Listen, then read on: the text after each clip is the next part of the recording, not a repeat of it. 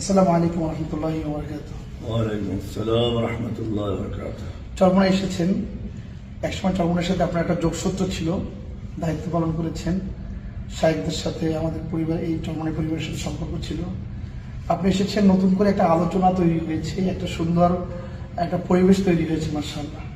আপনার আসলে অনুভূতিটা কি, কেমন লাগছে, বা আপনার ভবিষ্যৎ প্ল্যান কি, একটু যদি খোলাসা করে বলতেন। আলহামদুলিল্লাহ, মূলত চরমনাই আসাটা আমার জন্য এমন নয় যে এটা নতুন কিছু, বরং আমি মনে করি যে এটা আমার নিজের বাড়িতে আসা।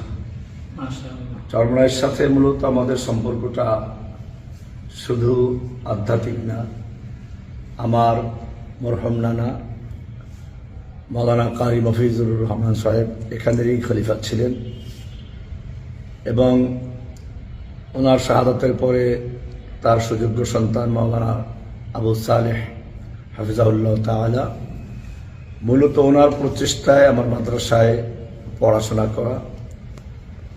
তো সেই সূত্রে যখন আমি দেওবন্দ থেকে পড়াশোনা করে চলে আসি, বরিশাল মাহমুদিয়ায় যখন মুহাদ্দিস হিসাবে ছিলাম, তখন বরিশাল ইসলামী শাসনতন্ত্র আন্দোলনের আমি জেলা সভাপতি ছিলাম, এবং তখন ব্যাপকভাবে শহরে কাজ চলছিল।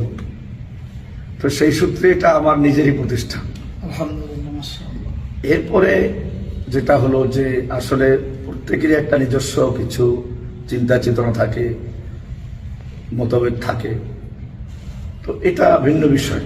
কিন্তু যেটা মৌলিক বিষয়টা হচ্ছে যে আত্মার ভিতরে যে সম্পর্কটা থাকে এটা কখনো দূর হয় না। আলহামদুলিল্লাহ, আমি এটাকে এইভাবে তুলনা করি যে মানুষ সেই রুহু জগতে আল্লাহর পরিচয় লাভ করেছিল, অন্তরের ভিতরে যে আল্লাহর প্রতি ভালোবাসা, আল্লাহর স্বীকৃতি গাথা ছিল, দুনিয়াতে এসে হয়তো অনেক সময় মানুষ ভুলে যায়, কিন্তু বিপদে পড়লে ঠিকই এবার ওটা মনে পড়ে।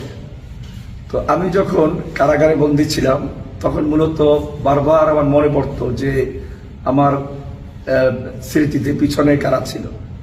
তো সে সময় বারবার চরমনাই, জামিয়া রহমানিয়া, আমার উস্তাদদের কথা মনে পড়ত, এবং সে কারণেই মূলত আমি কারাগার থেকেই একটা পত্র লিখেছিলাম যে আমার উস্তাদ, আমার যারা মুরব্বী, আমার যারা কাবির, তাদের ব্যাপারে আমার কথাবার্তায় কোনো কষ্ট পেলে সেজন্য আমি দুঃখিত।